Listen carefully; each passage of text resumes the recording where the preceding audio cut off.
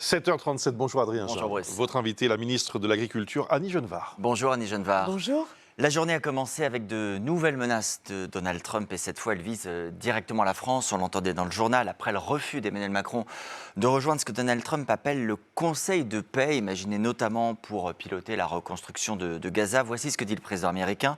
Personne ne veut d'Emmanuel Macron, dit-il, il ne sera bientôt plus en poste. Je vais mettre 200% de droits de douane sur ces vins et champagnes. Et il adhérera. Il précise tout de même que la France n'est pas obligée d'adhérer à ce Conseil. Qu'est-ce que vous inspire cette déclaration de Donald Trump, cette menace d'ailleurs de Donald Trump ce matin? C'est une menace, à ce stade, inadmissible, d'une brutalité inouïe, et évidemment qui ne peut pas rester sans réaction, non seulement de la part de la France, mais de la part de l'Union européenne tout entière.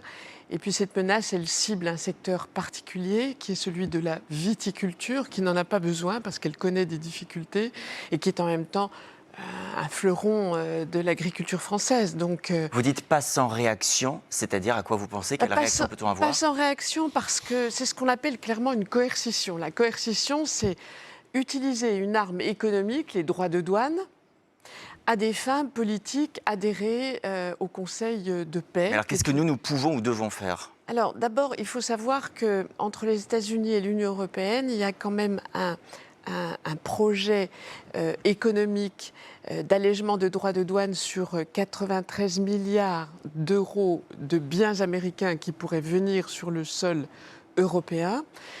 Cet accord transatlantique n'est pas encore ratifié. Donc c'est votre menace à vous? Attention à la ratification. Je vous dis l'état des forces en présence.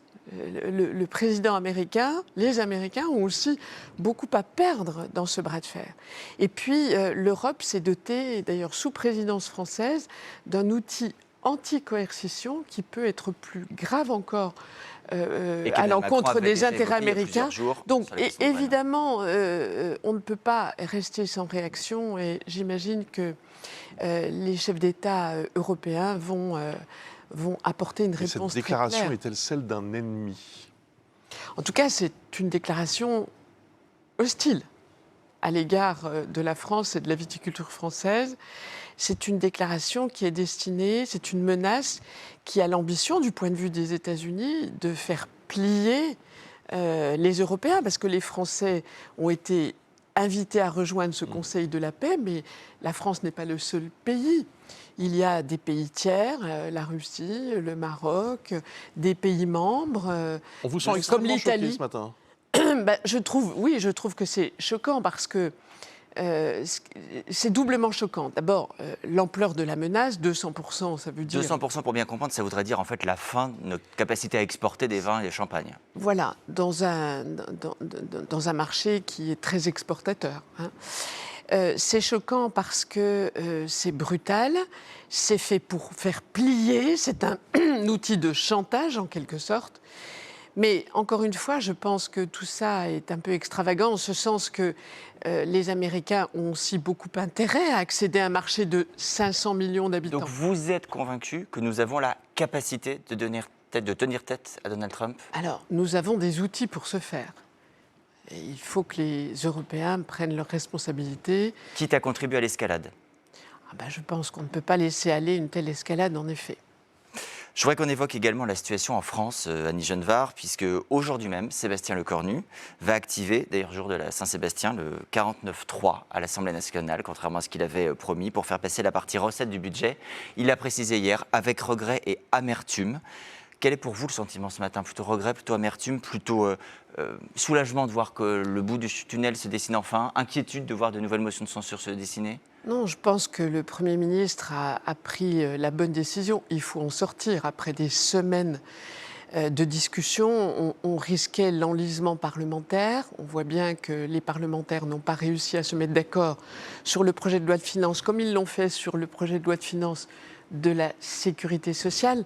Donc là, il faut en sortir en responsabilité. Vous n'avez pas, pardon, vous êtes une femme de droite, venue de la droite. Vous n'avez pas d'état d'âme de voir un budget qui passe avec notamment une mise à contribution des grandes entreprises. Vous avez peut-être vu dans les Échos ce matin le patron du MEDEF, Patrick Martin, qui dit sa colère. Il dit « L'impact sera lourd, les grandes entreprises devront faire des arbitrages radicaux avec des conséquences sur l'investissement et l'emploi ». Ça ne vous fait pas mal au cœur de porter un budget qui aura ses conséquences? C'est un travail de compromis. Vous savez l'état des forces à l'Assemblée nationale.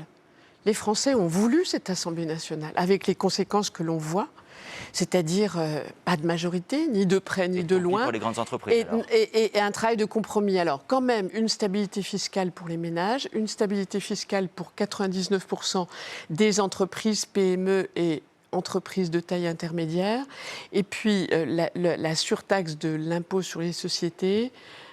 Évidemment, s'il y avait une majorité de droite, sans doute ces mesures n'auraient-elles pas été votées, mais il se fait qu'elle n'est pas là. Personne n'a la majorité. Je voudrais dire aussi que c'est la reconduction du budget de l'an dernier. Cette surtaxe existait dans le budget l'an dernier. Elle n'est pas provisoire. Elle n'est pas une nouveauté. C'est un budget qui permet quand même une stabilité politique dont le monde économique a grand besoin.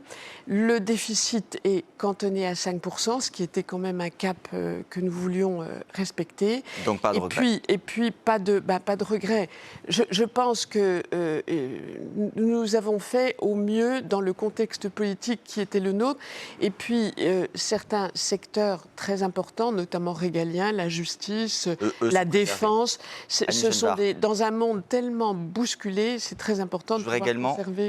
Qu'on évoque cette mobilisation des agriculteurs. Aujourd'hui, à Strasbourg, ville du Parlement européen, ils protestent une nouvelle fois contre l'accord dit Mercosur, libre-échange avec certains pays d'Amérique latine, et ils demandent notamment aux parlementaires européens de contribuer à saisir la Cour de justice de l'Union européenne. Est-ce que vous soutenez cette mobilisation ?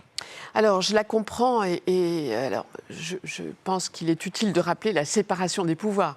C'est aux parlementaires à décider maintenant de saisir la Cour de justice européenne, et moi je le comprends. Et j'espère que cette démarche ira à son terme. Mais vous savez combien de tracteurs sont mobilisés aujourd'hui ? Plusieurs centaines et plusieurs milliers d'agriculteurs sont mobilisés pour dire leur inquiétude, que je partage et que je comprends. Moi, j'ai combattu cet accord. Nous avons essayé d'en corriger les effets préjudiciables. Mais à date, il faut bien reconnaître qu'on n'a pas les garanties que cet accord sera bien bordé et évitera des conséquences préjudiciables. Justement, un tout dernier mot, on le voyait dans le journal à l'instant, la question de l'origine de la viande. La viande fraîche, c'est assez facile, c'est écrit quand on en achète. Les plats préparés, c'est beaucoup plus compliqué. Oui. Est-ce que demain, vous pourrez obliger une mention sur l'origine dans les plats préparés? Est-ce qu'on saura si on achète ou pas de la viande sud-américaine? Pas plus tard qu'hier, je l'ai évoqué dans le cadre des relations commerciales qu'on a avec les distributeurs. Je pense que ceux qui fabriquent ces plats transformés, je pense qu'il faut indiquer l'origine. Le consommateur a le droit d'être informé de l'origine de ce qu'il mange. C'est indispensable. D'abord, ça défend nos propres filières. Les Français sont attachés au fabriqué en France, élevé, produit en France, parce que c'est un gage de qualité. Et je pense on a le devoir de l'informer sur ce qu'il achète et sur ce qu'il consomme. Merci beaucoup. Pardonnez-moi, nous sommes au terme de cet entretien. Merci beaucoup, Annie Genevard.